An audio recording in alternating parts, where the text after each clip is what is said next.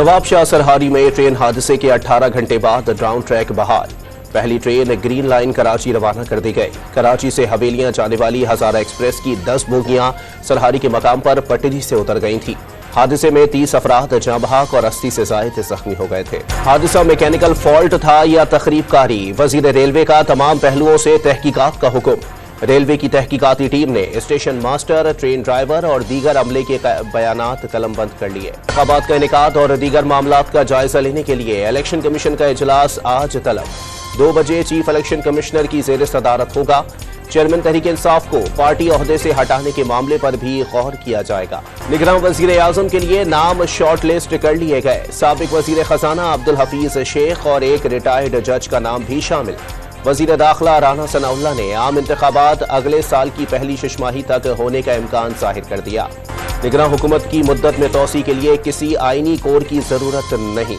वजीर कानून आजम नजीर ताहर का दावा, आम इंतखाबात तक आरिफ अलवी ही सदर मुमलिकत रहेंगे। डॉन न्यूज के प्रोग्राम दूसरा रुख में गुफ्तगू। कौमी असम्बली, सेनेट और पार्लियामेंट के मुश्तरका इजलास आज होंगे। सेनेट से मंजूर ना पाने वाले बिल सुबह 11:30 बजे पार्लियामेंट के मुश्तरका इजलास में पेश किए जाने का इम्कान। सेनेट का इजलास दोपहर 3 बजे और कौमी असम्बली का इजलास शाम 5 बजे होगा। वजीर आजम का एक बार फिर 9 अगस्त को कौमी असम्बली तहलील करने का ऐलान। कौम का फैसला कबूल करेंगे। नून लीग को मौका मिला तो नवाज शरीफ की क़यादत में जान लड़ाकर पाकिस्तान को अजीम बना देंगे। शहबाज शरीफ का तकरीब से खिताब। पेशावर के इलाके मथुरा में तहसील चेयरमैन के ज़िमनी इलेक्शन में पीटीआई के उम्मीदवार ने मैदान मार लिया। एबटाबाद की तहसील हवेलिया में तहसील चेयरमैन के ज़िमनी इंतखाब में आज़ाद उम्मीदवार कामयाब। तहरीक इंसाफ को शिकस्त का सामना।